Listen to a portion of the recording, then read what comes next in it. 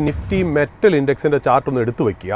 കാരണം ഞാനത് ചോദിക്കാൻ കാര്യം എന്താണെന്ന് വെച്ചാൽ ഞാനിപ്പോൾ നോക്കുമ്പോൾ അനീഷ് പറഞ്ഞത് വളരെ കറക്റ്റാണ്. കാര്യം എല്ലാ സെക്ടറും ഓരോ ദിവസവും ചെറിയ ചെറിയ സപ്പോർട്ട് തരുന്നുണ്ടെന്നുള്ള എന്നെ സംബന്ധിച്ച് വ്യക്തിപരമായി ഞാനും അത് തന്നെയാണ് പേടിക്കുന്നത്. കാര്യം ഈ ഇയർ എൻഡ് ആകുമ്പോൾ സാധാരണ ഈ മ്യൂച്വൽ ഫണ്ടുകൾക്ക് ഒരു പരിപാടിയുണ്ട്. ഏതാണ്ട് 7 ട്രില്യൺ 7 ലക്ഷം കോടിയാണ് മ്യൂച്വൽ ഫണ്ടിലേക്ക് നമ്മൾ സാധാരണ ജനങ്ങൾ സിപ്പ് എന്നുള്ള ഫോർമാറ്റിലും മറ്റേ ഫോർമാറ്റിലും പൈസ കൊടുത്തിരിക്കുന്നത്. ഈ മ്യൂച്വൽ ഫണ്ട് മാനേജേഴ്സ് സാധാരണ കൊല്ലം അവസാനം ആവുമ്പോൾ ഇയർ എൻഡ് ആവുമ്പോൾ അവർ ഈ NAV പ്രോപ്പപ്പ് ചെയ്ത് കാണിക്കാൻ വേണ്ടിയിട്ട് അവരൊരു നിഫ്റ്റി മാനേജ്മെൻറ്റ് നടത്താറുണ്ട്. കാര്യം അവരുടെ കൂടുതൽ പൈസയും നമുക്കറിയാലോ FIIസിൻ്റെ സെല്ലിങ്ങിന് വേണ്ടിയിട്ടാണ് കൂടുതൽ പൈസയും മ്യൂച്വൽ ഫണ്ട് യൂസ് ചെയ്യുന്നത്. ആ സെല്ലിങ് അബ്സോർബ് ചെയ്തെടുക്കുക എന്നുള്ള ഒന്നാമത്തെ കാര്യം. രണ്ടാമത് വളരെ ഓവർ വാല്യൂഡ് ആയിട്ടുള്ള IPOനെ എന്താ പറയുക ഒരു സക്സസ്ഫുൾ ആക്കാനും വേണ്ടിയിട്ടാണ് നമ്മുടെ പൈസ ഇതുവരെ മ്യൂച്വൽ ഫണ്ട് യൂസ് ചെയ്തതെന്നുള്ള.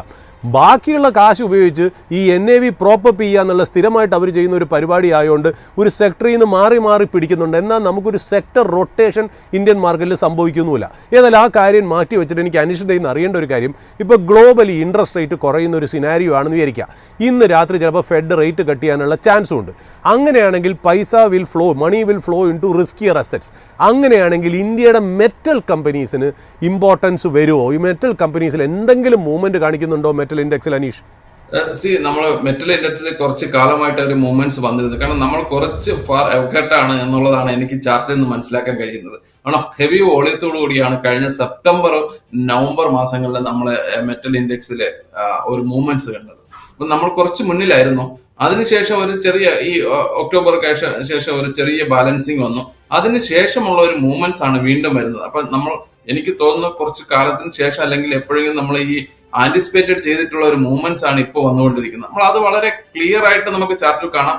നല്ല ഹെവി ആയിട്ടുള്ള വോളിയം പോപ്പപ്പ് ചെയ്തു. അതിനുശേഷം ഒരു ചെറിയ കൺസോളിഡേറ്റഡ് മൂവ് വന്നു. അതിനുശേഷം ഇപ്പോൾ വീണ്ടും ഒരു മൂവ്മെന്റ്സ് വരുന്നുണ്ട്. ആ ഒരു മൂവ്മെന്റ്സിലാണ് നമ്മൾ നോക്കേണ്ടത്. കാരണം ഒരു ഫസ്റ്റ് ഫേസ് ഓഫ് മൂവ്മെന്റ്സ് കഴിഞ്ഞു, ഒരു സെക്കൻഡറി മൂവ്മെന്റ്സ് മാർക്കറ്റിൽ വരുന്നു വിത്ത് വോളിയം ഇംപ്രൂവ് ചെയ്യുന്നു. എനിക്ക് തോന്നുന്നു അവിടെ നമ്മൾ ആന്റിസിപ്പേറ്റ് ചെയ്യുന്ന ഒരു വലിയൊരു മൂവ്മെന്റ്സിന് വരാനുള്ള സാധ്യതയുണ്ട്.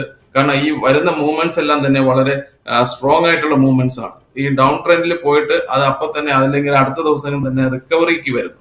അതാണ് ഈ ഇൻഡെക്സിനെ ഡിഫറെന്റ് ആക്കുന്ന മറ്റ് ഇൻഡെക്സുകളിൽ നിന്ന്. കാരണം കുറച്ച് ഡൗൺ ട്രെൻഡ് ഒരു കണ്ടിന്യൂഷൻ അവർ കൊടുക്കുന്നില്ല, അതിനെ റിക്കവറിയിലേക്ക് മാറ്റുന്നു. അതൊരു വളരെ പോസിറ്റീവ് ആയിട്ടുള്ള ഒരു കാര്യം.